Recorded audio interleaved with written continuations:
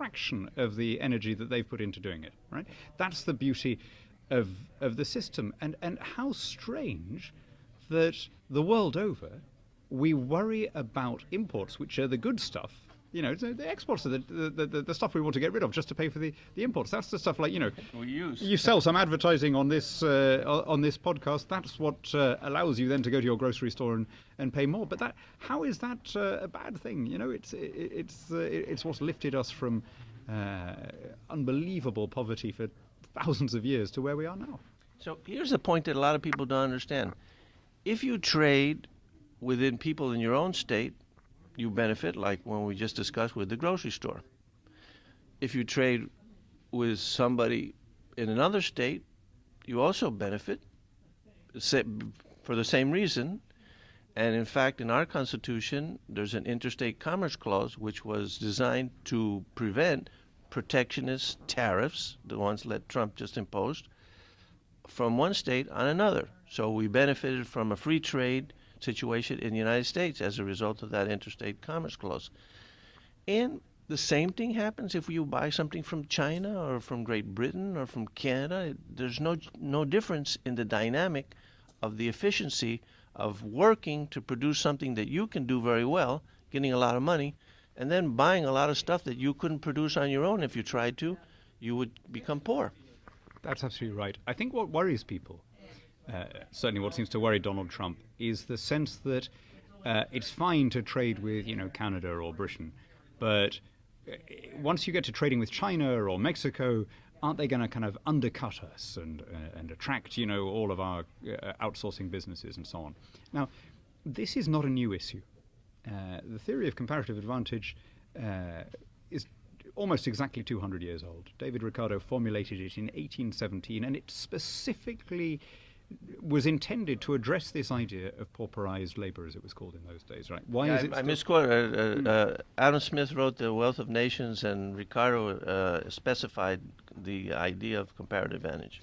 Right, and so he was taking further what Adam Smith had made the basic point that specialization is good, that, instead of having to bake your own bread and milk your own cow and so on, it's much easier to go and buy that. I think in that case he was suggesting that the British make the wool and trade it for the wine that the Spaniards could make better and cheaper. Yeah, that was the example. Portugal, that was the example. His father was a Portuguese immigrant, so cloth was in his mind. But the point of his analogy about the wine and the wool is that he was showing that even if the other country can outproduce and outperform you at everything, it still benefits you to trade with them. Now, that is a genuinely difficult idea. Genuinely counterintuitive idea. Paul Samuelson said it's the only idea in the whole of economics that is both surprising and true, right? That how can it be right? I mean, of course, we can all see that if the Chinese produce stuff better and more cheaply than America, we can see why it's in their interest to have free trade. Why is it in the US's interest? Well, there's two ways of answering that. One is with the analogy we were just using about the grocery store, right? How if the grocery store wants to give me really cheap stuff, why am I complaining?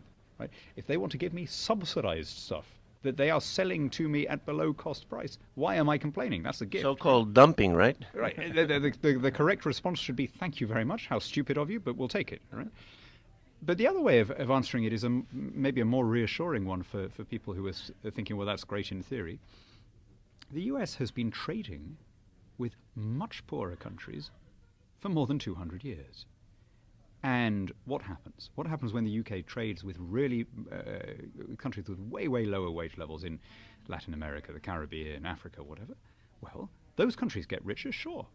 But the US moves further and further up the production line because instead of having to produce food and clothes and footwear, it can buy them in more cheaply, which frees up time for Americans to then go and do more high-value stuff. And that's been the story of the success of this country and indeed every Western country.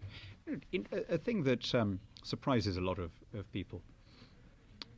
When I make this argument in the UK, because we're getting to draw up our own trade policy now as we leave the EU, people say, well, that's great, but what are we making? How are we going to pay our way in the world? Everything in the shop seems to come from China. What are we good at manufacturing? Well, first of all, we are still making things, but actually Do you know when we last ran a surplus in physical goods? 1829.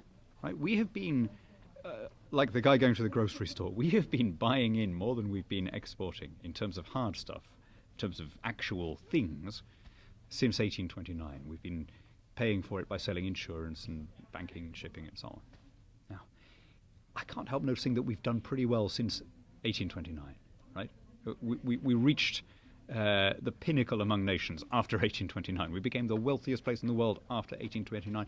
Every rich country has moved from manufacturing to services. It's not a coincidence. And that happens because you get to a point where your productivity and your education levels are such that you can afford, if you like, to contract out all the simple stuff